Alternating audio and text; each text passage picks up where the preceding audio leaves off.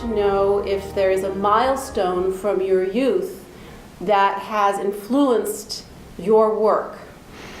You know, actually, I've thought about that, and I've thought, and I can't point out any one particular thing that really has turned my way either one way or the other. I think it's just an accumulation of things, you know, and you build up growing up one way or another. Well, what were you like as a child? What did you do for fun, or what were you interested in? I like things like erector sets, you know, toys you could build with. I liked being outside a lot. I liked camping, that sort of thing. I wasn't particularly athletic, although I was on the track team for a couple of years. I loved the ocean. I come from a family, the 200 or 300 years of fishermen. Love to sail. I still live by the water. But looking at, you know, questions like, well, why did you choose to get into science? I just don't know. I sort of gravitated. And look, I think because I grew up in the Depression and went to high school during the war, and afterwards, you know, it was a case of, gee, getting into some kind of a profession that seems to be stable and safe in a way. And particularly after the war, the sciences seemed to be that way. So I started right off in college interestingly enough, I picked chemistry, although I never had it in high school. And that started the ball rolling. So that was then a stable field for you to enter? Seemed to me. Yeah. And were you particularly studious as a kid, or? Yeah, I was a good student. You were a good student. I was a good student. I remember I went from a public school outside of Boston to a private school in the city, Jesuit school in Boston. And in the requirements were, you were expected to do 3 hours of homework every night. You know, I never did that before. And I was so intimidated by it that the first night I came home, even though I didn't have it, I did 3 hours. And so it turned out to be a pretty good habit. So you studied chemistry in college? Oh, I did. I got a degree in chemistry in college, and then I got a PhD in chemistry in graduate school at Purdue University in Indiana. And what was your first experience or involvement with research? At Purdue. At Purdue? And interestingly enough, I graduated here from college in Boston and trying to decide where to go. And I had the options where one was Yale and the other was out at Purdue, and I decided I think I'd like to see another part of the country and live in it for a while. Different social experience, which living in Indiana was, particularly out on farmland. That's where Purdue is. And I had the good fortune of ending up working for a professor who was going to win the Nobel Prize in chemistry a few years after I left. So, yeah, it was an interesting, and I think it actually helped me when I came to PRIM&R, because dealing with folks that have sort of different social mores or habits than what I was used to back at home. And when you start looking at research subjects, they can be all kinds of different kinds of people. But you can understand if somebody gets, their attitude towards you isn't the same as other people's, but you can sort of understand there's some reasons why behind that. So what was your first experience with research? Was it an actual clinical trial? Were you? Well, actually laboratory work. That was my thesis work, okay? After that, I talked a little about that at the meeting today. And I ended up working for a company that did contract work for the government. And I kind of like that rather than basic research, looking at specific problems. So I worked for NASA, I worked for the Air Force, Then I also worked for the National Heart, Lung, and Blood Institute and blood compatible materials those were back in the early days of the artificial heart, and cardiopulmonary assist devices that they use today to keep people temporarily alive. And I also worked for the National Institute of Dental Research on new composite dental materials. And that's what got me connected to the clinicians in Boston. So here I was, a material science scientist, and I ended up in a medical and dental school. Did you have any sense of the protections for subjects back then? Was that even on your Before I went to no, not really. I assumed back in those days, like many people assumed, including people who were clinicians taking care of people or researching people, that they really knew what they were doing and they really were ethical in the way they were behaving towards the patients or the subjects. It's only when I went there and started in it and ran into situations like I described today that I realized that even though they thought they knew what they were doing, they didn't. And that's why PRIM&R has been so successful. The need was very great, as it turned out. Well, let's talk about PRIM&R then. You were with PRIM&R from the very, very beginning. Yeah, from the beginning. Who else was there with you? Well, some of the key people that stayed almost their, practically stayed their entire careers from that time. The one that I remember the most, of course, was a fellow named Sandy Chodos, who was a pulmonologist at Boston University, and he and I were among the founders. And I can't remember, he was so patient and subject protective oriented that it almost was a passion with him during this. He just wouldn't take anything less than sort of you deal with your subjects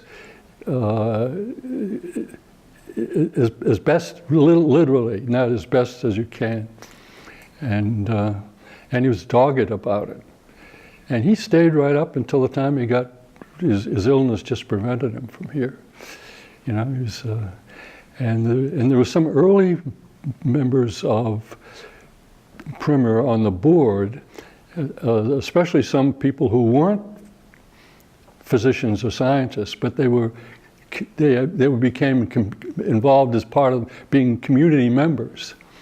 And I remember Paula Knudsen, I don't know whether, yeah, Paula, she just left the board a couple of years ago. She was great. Charlie McCarthy, who was, we really got to be kind of soulmates. So there was a period there, we had like the Codger's Corner, old timers. And that included a physician named Herman Wygotsky. He was a pathologist, and we called him Wig. And Charlie McCarthy, and Sandy, of course, and a fellow named Lou Lasagna. Sounds kind of funny name, but he's world famous pharmacologist. And we ended up being colleagues at Tufts together for a long time. And you know, you would get over in the corner of the boardroom and everybody else was there. We sort of, The old conference. that was good. In the very early days, when you had this idea to start an organization, what were you thinking? Were you thinking there's a problem and we need to fix it? Were you thinking there's going to be trouble, so we better get the jump on it? Were you talking on the phone every night, or was this every once in a while you bumped into each other? It wasn't quite that. What was it like? But it was pretty clear that there were problems. It was in the late 60s was an era where you had, first of all, there was a lot of public discontent, not just with physicians. There were a lot of protest groups in medicine, in the environment, with the war, and all you needed was a couple of high-profile cases like we talked about earlier today. I mean, they were in the news. That hasn't changed any, we were coming from an era where the academic community was a little too secure in itself and believing that what they were doing was right, because they really thought they were. And there was that. People were becoming a little more sophisticated too. The science of medicine was changing. The recombinant DNA structure was discovered in 1953, and this is only like 15, 16 years later. A whole new genomic science and technology was coming through. And also the healthcare system was changing, everything was changing. And actually, I think it was probably natural in almost any profession that they lagged behind the change. And I was not a physician when I came in. And from that point of view, I had an advantage. I could look at the provider side and the consumer side and see where the gaps were. And I was more oriented, I think, to the subjects or the patients, if you want to call it that, or the research subjects. So I had had the advantage of no preconceived notion. Being a scientist of itself I don't think was important, but not being a medical scientist was important, because I didn't come in with a built-in bias, and I don't mean that in a bad way. It's just the way life is. Did you have to bring that up often in the early days of this organization? Did you have Not to? really.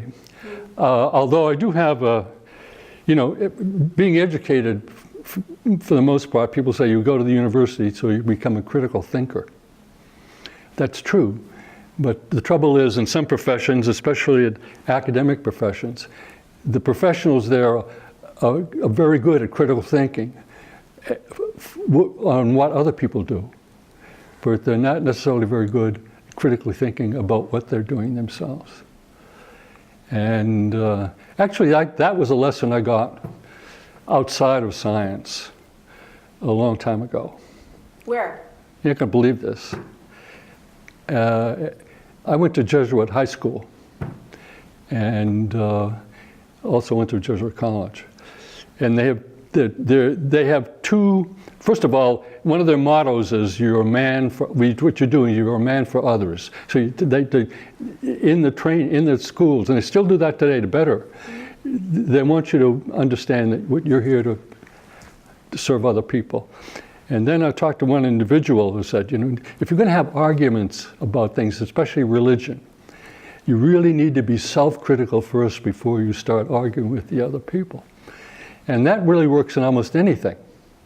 So that's part of it. That's part of it. I mean, if you want, I think of that a lot. It works. It keeps you out of trouble. You'd start saying and do things, and geez, I wish I hadn't done that. Well, you wouldn't if you thought about it first time. I think, and I didn't, when Alex was talking about today, he said, one thing he sort of got from knowing me a while, and it is that I'm very open to other people. And, there's, in addition to being a more pleasant way of living, it's also more effective in what you're doing. I agree. Especially in this business where you're dealing with people, like patients or human subjects. In those days, it was you become a man for others. That's right. You go to BC now is you become a man or woman for others. That's right. To grow the idea of PRIM&R, what was the biggest challenge? It's interesting. I didn't think about when we started something, gee, I've got something big to overcome here, I hope we can do it. it really, the work was hard, and there was a lot of it, but we weren't getting too many barricades. People really, on both sides, the investigators, the administrators, they really wanted to know how to do things. And when we started this thing, the federal government was in trouble because the regulations were lagging behind the science. And they were struggling to know what to do. They were getting pressure to do a lot. And we developed a relationship with the feds, I think, that was almost symbiotic. And I think it would be very difficult to do today. I think it's just like when you talk to Ivor. He said you can't. If you went to, he was there then. He was there very early on. But if you talk to him very early in his career and say, I want to talk to you about this, and he said, okay. Nobody said anything that I can't do it. That's, it's a different climate today. So if I were doing it today, I'd say, geez, we got a lot to overcome. Part of it was that since I wasn't part of the establishment, I didn't know what the obstacles out there were. I said, I'm not going to talk to that guy. He's at this level. And especially in academia, and he's, you're asking for trouble. And I just sort of walk in blindly and say, okay, start from, I wouldn't say to well, we're equals here. So we're going to talk directly. I didn't have to do that. And I enjoyed that part. I enjoyed working with the government officials. I also, I did a little, I wasn't lobbying, but the university didn't have people representing them in those days in Washington. So I used to go down and meet with the delegations and meet with partly in the family. My wife was the congressional aide, and two of my children were congressional aides. So you get used to walking around Washington. And it's kind of nice when the senator invites you to take the car over to the Capitol, you go back and forth and say. I remember going by and down and saying, hi, Bob, and the Bob was Bob Dole. Hi, Bob. They sort of they don't know for sure. They don't know this guy, maybe he's important. Hi. So it sounds like you're a little bemused by the lack of barricades or obstacles in those days. In the early days. People were very serious about doing things right, I think, and that did impress me here with the medical science community in Boston. And some very, very important, very, very successful and well-known faculty members. If they really, if things weren't working out, they really wanted to know what was going on and how they could fix it.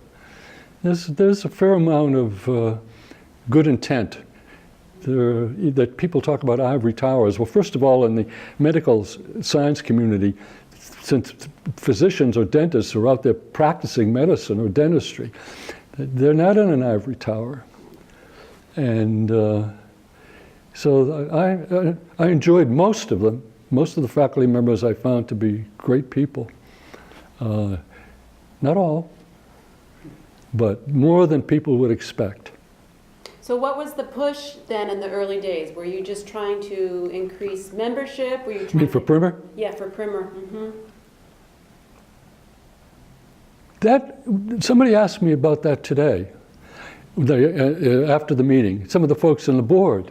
He said, "What did PRIM&R do to, first it started off as a Boston meeting with Boston talent, and said, what did PRIM&R do to begin their outreach?" And I said, it wasn't an outreach, it was an inreach. People out there were interested they came to us rather than we go to them, because we were the first to do this in the country.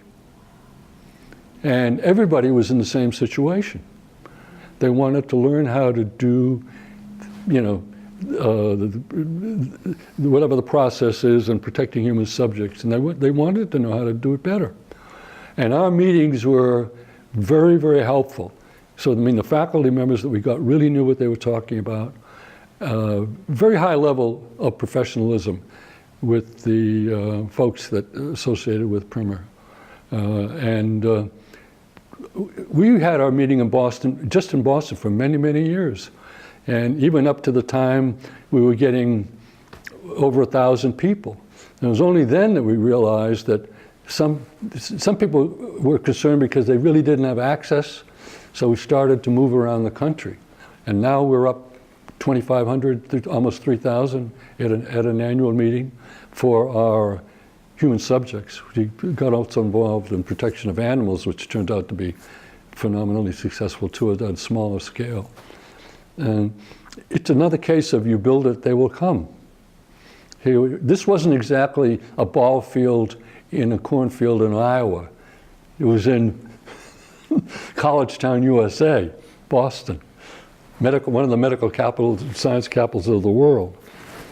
And so people came. Was there a turning point when you felt PRIM&R is finally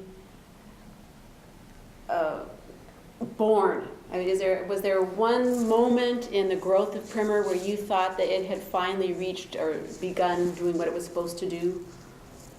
That it was finally fully formed? You know, it probably took a longer time than was true. I really only thought about that in the past 10 years, since I've retired. While I was doing it, I knew we were, first of all, I knew we were better than anybody. First of all, for a while, nobody else was doing it. That some other people come in. I knew, and I know today that we're the best. We talked, though, that it's competition. So, you know, I don't know what the future's going to be. But the folks involved, nearly everybody from the staff and from the academic community that's worked with us, been rigorous. We try to do the best. We don't, you know. For a while, the organization was really, you know, I mean, the number of staff people was, even right up until the 90s, was minimal. Everything was volunteer work. It finally got to the point where in size, where good intentions and hard work weren't enough. And so we went, it's like a startup. You get to a point where the systems you have in place aren't going to be good for a bigger operation. That was probably the hardest. Going 2 or 3 years was the hardest process for the people working, for the board especially. There ended up being some turnover and people leaving and some feelings hurt, but that was probably the hardest. But we came out of it okay. You talk about in the very beginning, instead of outreach, it was inreach because you were having your Boston meeting and people were flocking to you because they were interested in what you were doing. Do you find that is the same? Has that interest changed? Well, first of all, now we are a national group, and we do programs. We change the places. We do our big programs, and we do regional programs. And we do programs so there's not that kind of regional differences in the country. So PRIM&R evolved to meet those needs. Well, PRIM&R started off really to deal with a local issue. Right. It was meant to deal with a local issue. But the issue was federal regs, which is a national issue. So we were dealing with it to solve our local problems. The first meeting, I would say 95% of the faculty were local people. And most of the people on the outside, we had a government representative and one other academic from Illinois. It was a local meeting, but the content was of broad, general interest.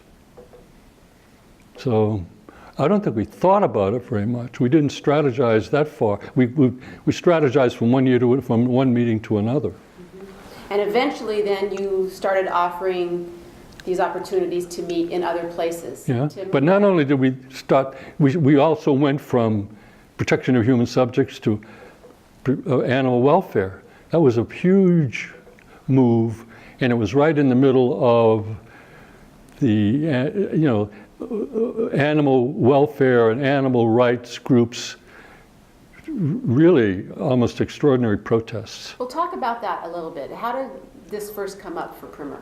Well, part of it was the same reason I wanted PRIM&R in the first place. One of my responsibilities as an institutional official was the human investigation, the IRB. And then right after that, the feds in the early 80s issued regulations for the protection of animals. And I had that was a big problem for us. We do a lot of animal work. So I was the one that said, we should get into this at PRIM&R. The funny part is, it's like somebody from the outside coming in, I have my response, I don't know anything about it, where do I go? Well, what happened was, in a sense, I helped create a place to go to that didn't exist before. So first we dealt with the protection of human subjects, then we dealt with animal welfare, then other issues came up. Conflict of interest, research misconduct, all of those things as an institutional official, I was supposed to have systems in to deal with. And so we created this organization to help me do that. It wasn't that personal. I mean, PRIM&R is not there because I served me, it worked out that way.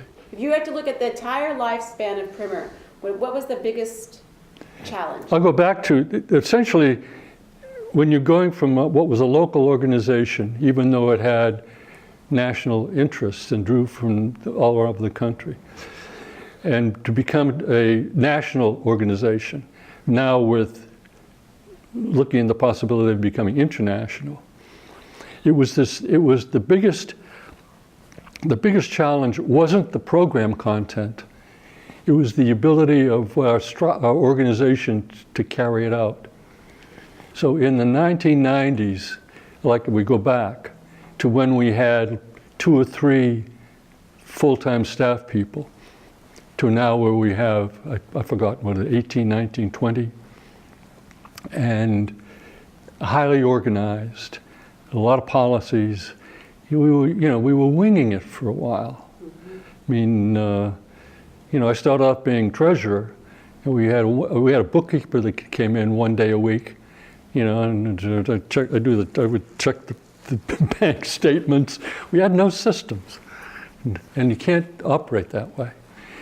That was the hardest thing to do because people knew what medicine was, they knew what science was, they knew even though they weren't being obeyed, what the rules were. But, nobody was, we didn't have the MBA or that kind of thinking or attitude. And as we got bigger, what we had wasn't working administratively. And bringing people in was, looking to bring people in to help. The people already there, the few people, that were already there, it just wasn't easy. And is this going to continue to be a challenge from henceforth? I mean, can PRIM&R get bigger and function and keep its Right now, I strengths? think we have a capacity, if we want to do bigger things, we have the capacity that can be achieved just by adding people, not by adding either new technology or new kinds of talent that we don't have. I think the folks that came in, and plus with the leadership that we had at the beginning and survived the change, and now is thriving with it.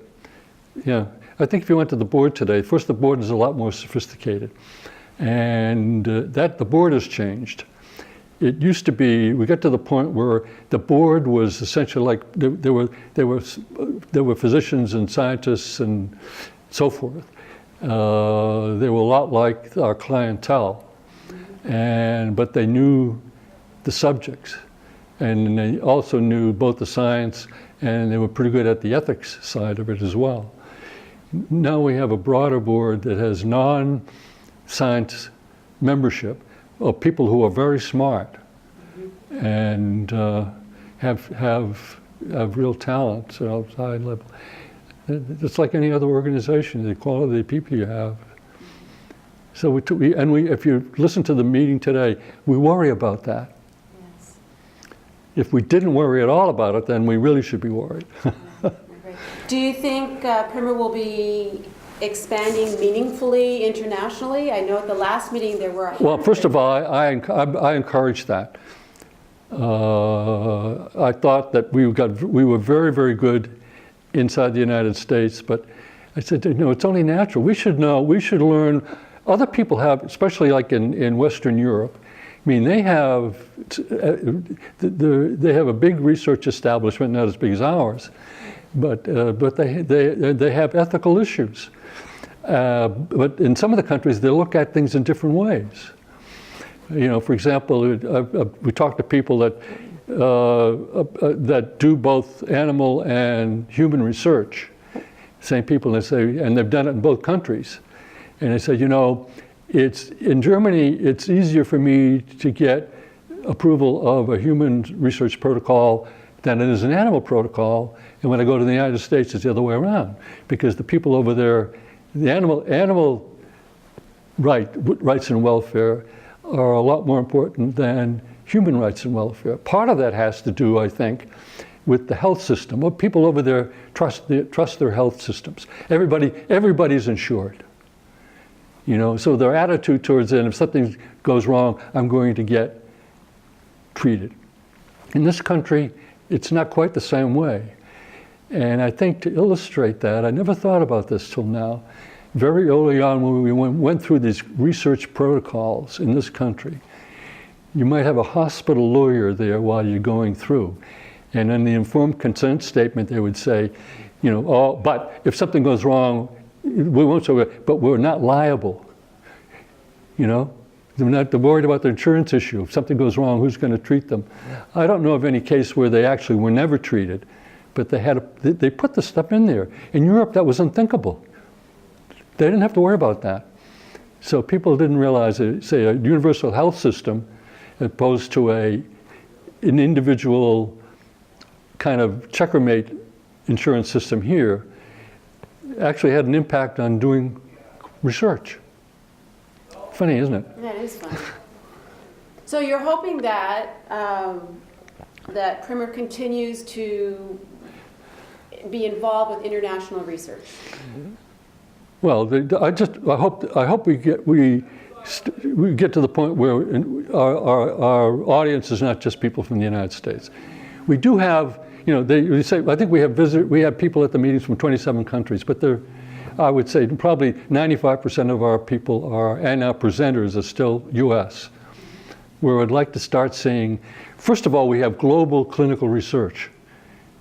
I mean, that has outpaced, with people out there are doing clinical research not under the same rules that we do it here. If it's clinical research that leads to pharmaceuticals that want to be sold, then everybody wants them to be sold in the United States.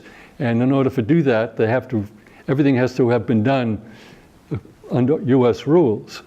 And, but nonetheless, there's social differences with people, other kinds of just their experience, the legal systems in countries. There are a lot of we're a very litigious nation. Other countries, if something goes wrong, people don't really, the first thing they don't think of is suing the institution. Maybe it's the second or third, but it's not the first thing. So there's some of those extraneous things. And people do, I think we have to understand that other people can do things better than we do. It's hard sometimes for some people in the United States to believe that. But we're not that that we are so exceptional. It's very smart. A lot of stuff goes on in the world today. They're very good. Well, tell me one thing that you personally are proud of, that you maybe introduced. The first thing that I was really proud of is that we ended up doing work being very, very important in the animal welfare protection.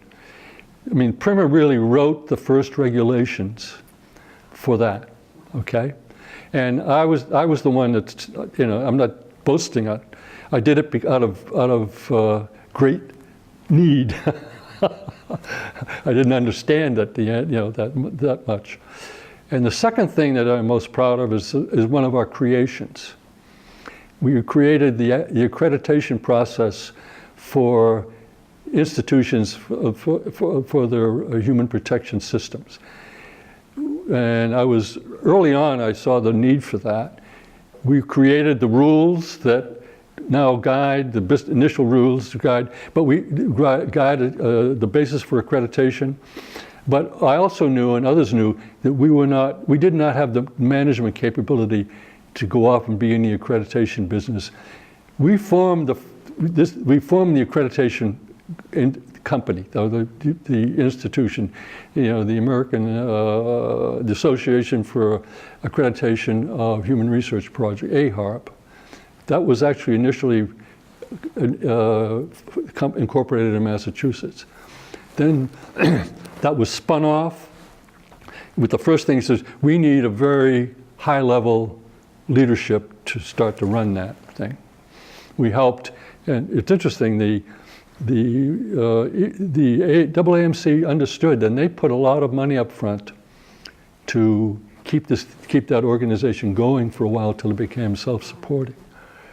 And I knew accreditation is going to be important. What I didn't realize that, and I think right now it's in the U.S., and that's going to, like the animal accreditation, that's going to be international accredited. And I think, for one thing, the pharmaceutical companies, I think, they really like that.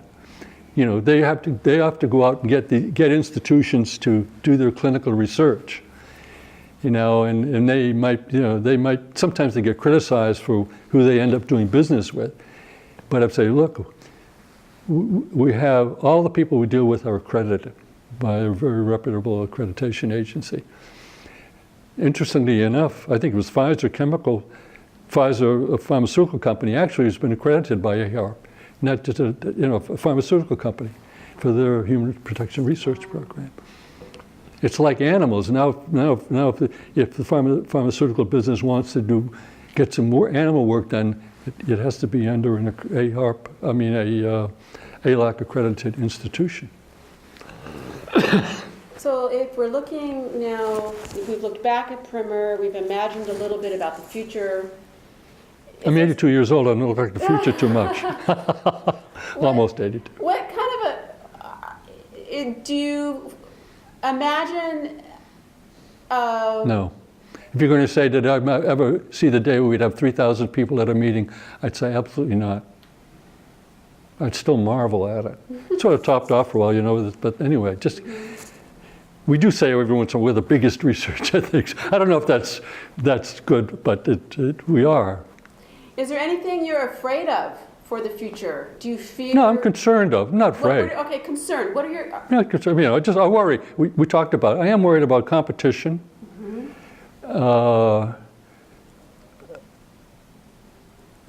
People. But everybody does. I don't. First of all, I don't see anything that really threatens us up over the next 5 years. I worry that we become too complacent in what we're doing, and don't look to even look. We talked about that we used to do, in some cases, some years we would run 3 meetings. One would be on human subjects. We did meetings with animals. We did meetings on conflict of interest. We did meetings on, I'm trying to think. Central IRB. We did part meetings on research misconduct and that sort of thing. They didn't do whole meetings on that. But when we first started this, it was public responsibility in medicine research, and it was not just to be limited to the regulation of human subject protection regulations. And the other things we talked about today, we're talking about medicine and research. I thought if we worked out a good model of doing research ethically, we could start looking at issues in medicine that could use some improvement in their ethical approach. And the first 2 cases that we talked about today that got us in business not only involved research, but they were also involved some medical ethics. I was so naive in the beginning. I came in, I said, we have some very smart people here in this town. We're going to get together and look at the regulations of human subject protection stuff. And I bet in 3 or 4 years from now, we'll have everything solved and we can go to something else. That was 40 years ago. We're still doing human subject meetings today. So we did a whole meeting on the new reproductive biology and genetics. One meeting on ethics of that sort of thing. It was crazy. It was a wild meeting. It was wonderful. We had people coming in, ethicists and people from organizations we never saw before. And they said, well, why are you here? He said, nobody's ever done this. Nobody's ever gotten us together before. We have a chance to talk. And we call it, one of those meetings, it was an artistic success, okay? Not necessarily, it was okay. We covered our costs. But it was so interesting, but we didn't know what to do next. And we haven't done anything like that since. We have a couple of those meetings that we call artistic. Everybody loved it. But then, we didn't solve everything that day. And we didn't quite know what the next step is. And now we do one major meeting with human IRB, and we do one major animal meeting. In the last couple of years, we've done one small meeting, like in behavioral research and stuff, and very, very good. But it seems like we're almost too timid to try things anymore. It sounds like you yearn for another artistic success. Yeah, I like that. There's still a lot of problems out there, but we can't solve everybody's. Is there anything else about PRIM&R that a fond memory or something important, an event or a milestone that you would like to mention? Not milestones. I think, I have thought about this, is in most professional organizations, there's like a single level of like professional competence. Everybody's got an MD, or everybody's got an MBA, or everybody's got a law degree, and we're at the same level. If you look at our board, you run people that everywhere, like I was from I was associate provost level, or we had a dean level. Then you have some people who are actually that work at the committee level. They have bachelor's, some of them now have master's degree.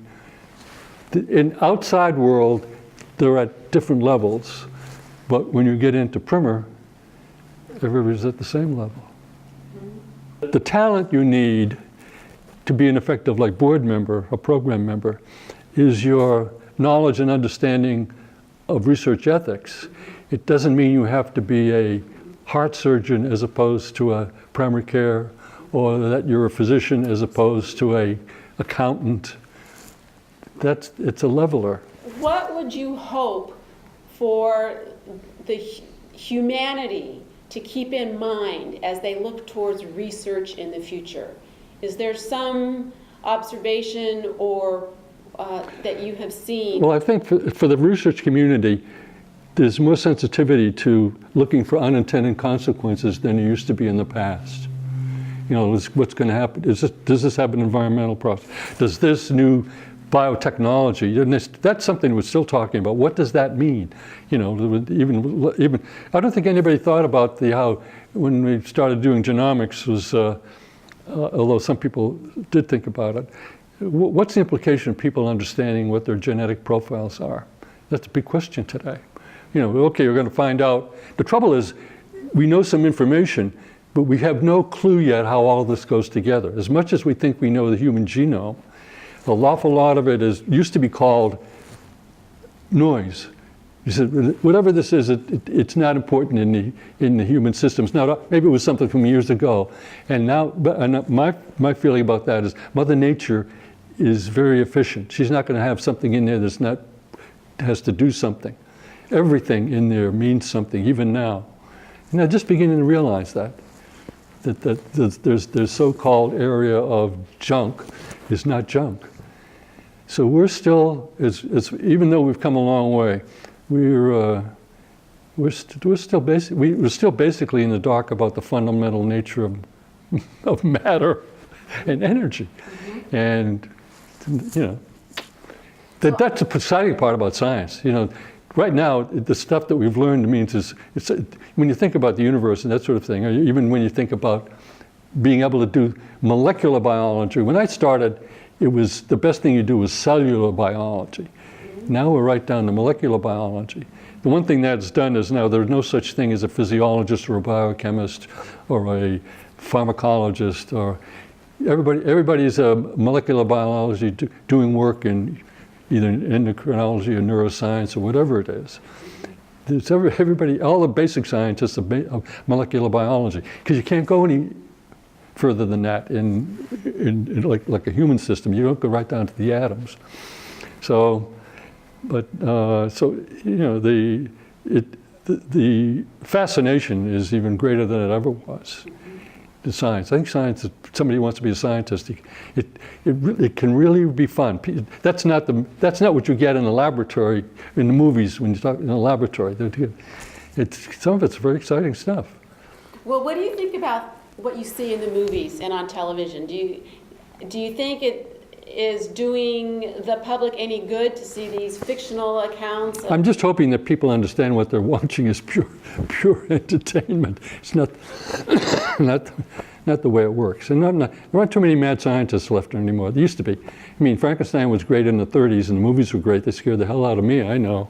But I think people understand that's not the way it works. Sometimes in a movie theater, I want to stand up and announce to the audience, that's not really the way research is done. No, especially they show the old science fiction movies on today. Is that you laugh at it. Well, even the new one for Planet of the Apes, where the guy steals the vaccine. I don't know. I don't go. I don't. Gives it to I don't his go to dad. those. I mean, it's just like crazy stuff.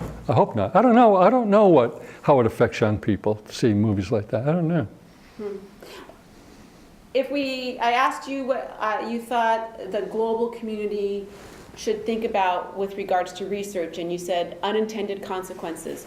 What about if we focus down now to the average guy on the street? What do you think he needs to know about research? Well, the average guy in the street now is even less informed than he probably was 40, 50 years ago, because there's a lot more to know about science.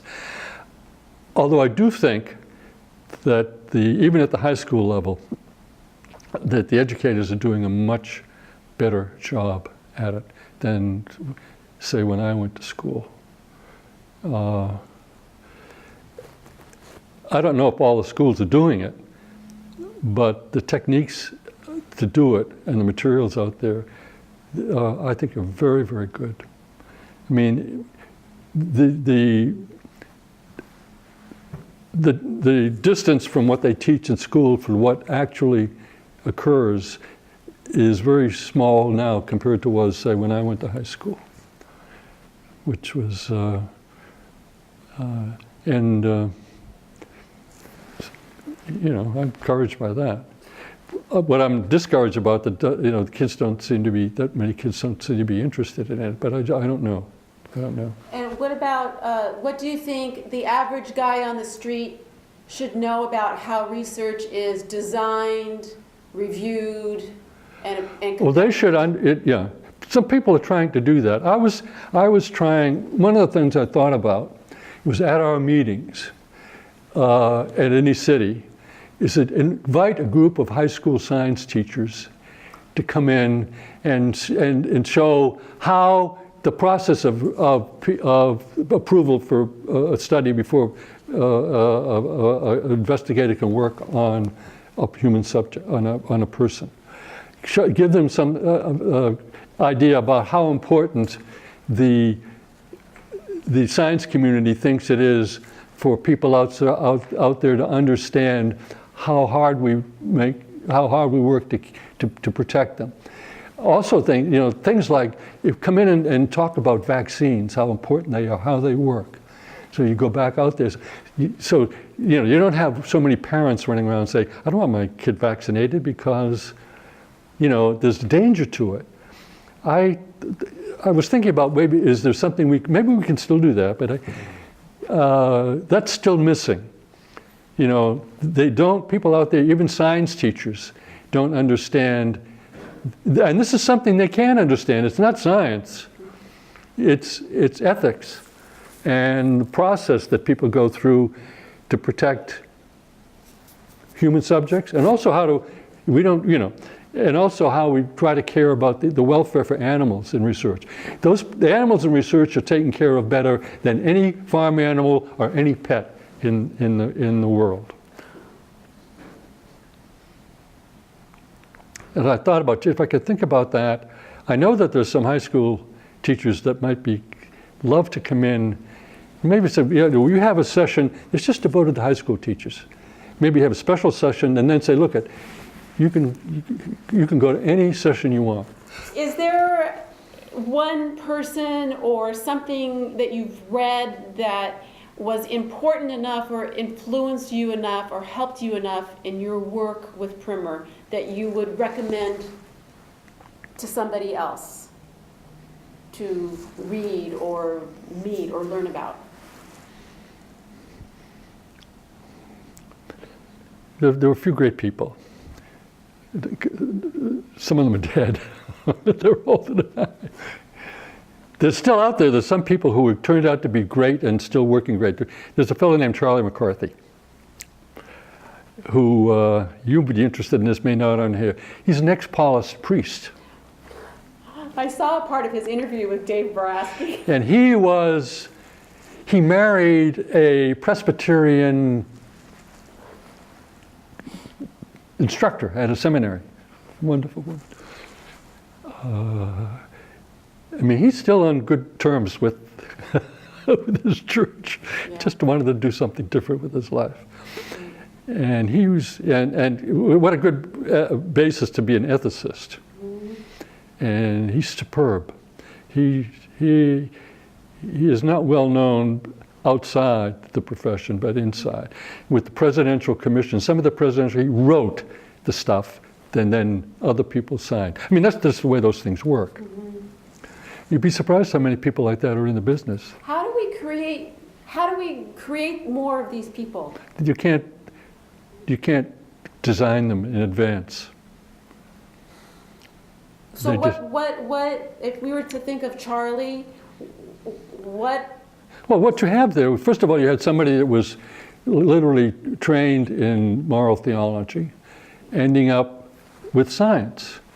And I don't know if you watched that little blurb today. He was talking about ethicists and scientists and how hard it was to get them together until you get to the point where the ethicist says, "Oh, I love what you're doing, and what I want to tell you is I'm going to help you how to do it right."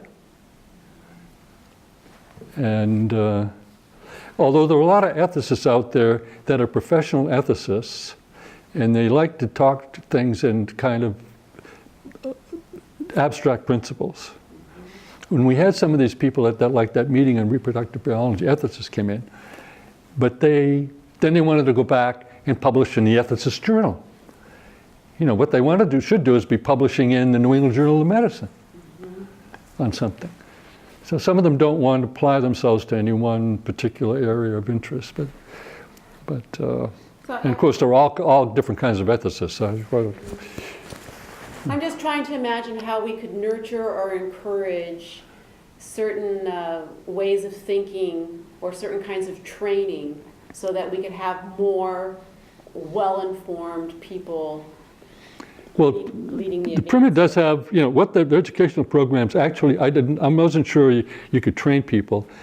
You can't necessarily train them to be ethicists, but you can actually train them to do things in an ethical, think about how you do things in an ethical way. I thought that might be very difficult to do, but now I believe it is possible. But you really need some really good people designing the material. I just want to say thank you and congratulations for being a founder of PRIM&R. It is truly an amazing and wonderful organization. The trouble is, I'm the last one. I'm the last one. I would be happy to rent myself out as a founder over the next 10, 15 years to do things if they, but you have to start thinking a little differently. You get to the point where it's a little bittersweet when the thing that people remember the most about you has to do with your age.